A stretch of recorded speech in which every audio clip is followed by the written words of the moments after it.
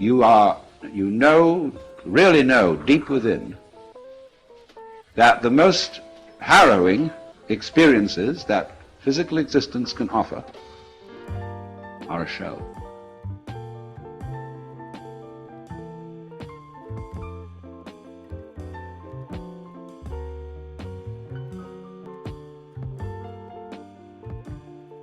Now you see, it's true, we mustn't give the show away.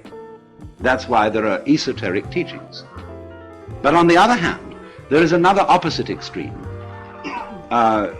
which is show, not realizing that the show is, and that's as bad as giving the show away. So you have always, when you are in the theater, say you go to the movies, and you go to see some great horror movie, awful thing. Well, why does one do it? You want a thrill. And the whole of the universe wants a thrill. That's what it's all about.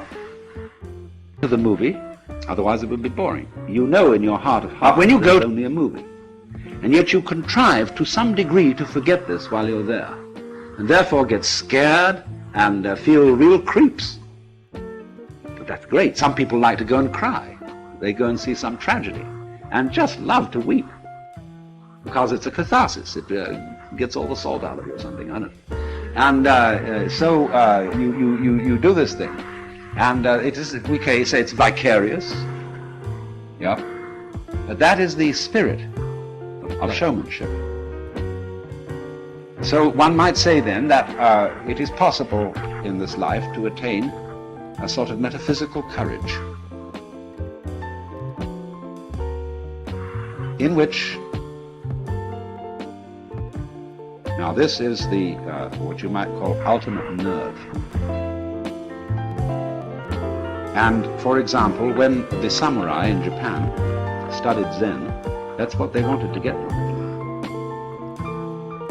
They wanted to get ultimate nerve, so that absolutely nothing would faze them. So there is a poem which says, "Under the sword lifted high, there is hell making you tremble. But go ahead, and there is the land of bliss." Don't hesitate, see, don't be blocked, don't be phased, nonplussed by the illusion. Now you would say, well, that's all very well. I start to shake and I can't stop it. It's not to do with my will. And no amount of gritting my teeth, clenching my muscles, exercising my willpower can get rid of the shakes when I am really scared. That's true. But you must remember that the secret to all this is not to be afraid of fear. When you can really allow yourself to be afraid, and you don't resist the experience of fear, you are truly beginning to master fear. But when you refuse to be afraid, you are resisting fear. And that simply sets up a vicious circle of being afraid of fear and being afraid of being afraid of fear, and so on. And that's what we call worry. Worry is simply a chronic condition. And people who worry are going to worry no matter what happens. Because when one possible threat is exterminated, they will immediately discover another. Because worry is an infinitely skinned onion. And you can go on and on and on, because the moment you see, you reduce the size of the onion and you get your worry down to about this, suddenly your whole sense of distance and size changes. And because you're looking so intently at this little onion, it fills your whole field of vision and is once again a big onion. See?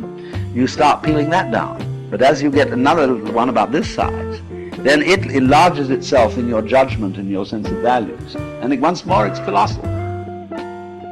Now that's always going on. So if you are disposed to worry, there is always plenty to worry. You make plenty of money and you have no troubles about that, then you start wondering if you're going to get a disease. And the doctor says, no, it's all right, nothing wrong with you. Then you wonder if you're going to get into an accident. And then you take precautions, and then you wonder if there's going to be a political revolution, etc. Whether your house is going to be robbed. there's always something. So it is really, this kind of worrying is a completely useless pursuit. And yet, we feel a little guilty if we don't do it. Because it's somehow put into us that a proper amount of worrying is showing a good sense of responsibility. You're concerned. And Paul Tillich used this word concern in a special way. And Quakers always use the word concern. And all people, you might say, who are socially conscious are concerned. So when we say, I'm concerned, it means I have a frown on my face. And I'm worried about you, about the nation, about the war, so on, concerned. And Tillich said, religion is ultimate concern. I am concerned about the universe. And he used this wonderful decontaminated word for God, which he got from Eckhart, the ground of being. See, God still has whiskers on it, but the ground of being doesn't, obviously. And so, ultimate concern is to be concerned about the ground of being. Well, now, I don't think I'm not sure about Tillich. I knew him, and he was a very wonderful man. But what I call concern, in the way I would want to interpret it, instead of this sort of frown, is something more like amazement. In other words, that existence is extremely peculiar. I can't explain this feeling because I don't know quite how to ask a question about existence so that I could be said to be wondering about it in some sort of clear thinking way. It's a very nice thing to consider to yourself, that if you were going to have an interview with the Lord God, and you would have only 5 minutes, and you might ask one question, what would you ask? And you've got plenty of time to think this over in advance. And you realize, question after question, say, no, that's not really the thing I want to get at. It's not that. Like, do you exist? God would say, well, of course, yes, here I am. Am I having a hallucination? No. Well, how can I be sure that this isn't a hallucination, you see? Well, then you reject all that sort of question. And when you finally come down to it, you don't know what to ask. There is a sort of question in your mind, not so much a question as a questioning. A feeling of, it's all unbelievable. It's amazing. I wonder at it. I marvel at it. It is a miracle that there is anything. But it's like a friend of mine who went to a Zen master. He got an interview after a good deal of trouble, an interpreter. And he sat down and said, you know, now I'm here, I don't know what to ask. I just feel like laughing. And Zen master said, well, let's laugh. And they just broke up. So,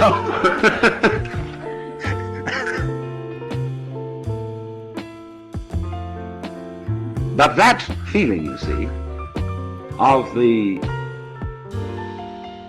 marvelousness of being is what I call, or would want to mean by Tillich's phrase, and therefore is somebody related to the present. It's also love, because you see, you can't love. See, that's the part of the problem in the present.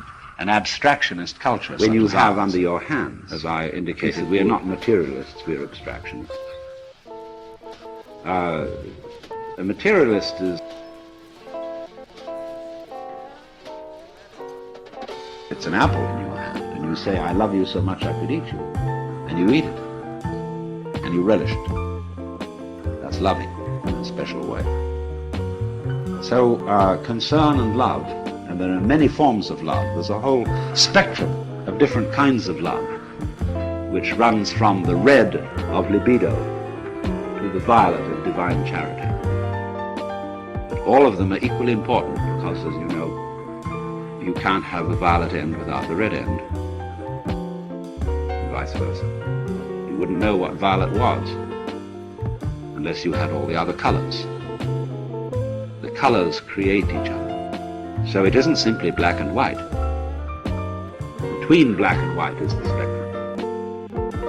And just as black and white arise mutually, so you know red in relation to yellow, then you try to obliterate fear, but they all come out of black and white. The fear that black may win, that's the secret. You're working in the wrong way. To attack a fear is to strengthen it. Because immediately you feel guilty if you don't succeed, or you feel inadequate.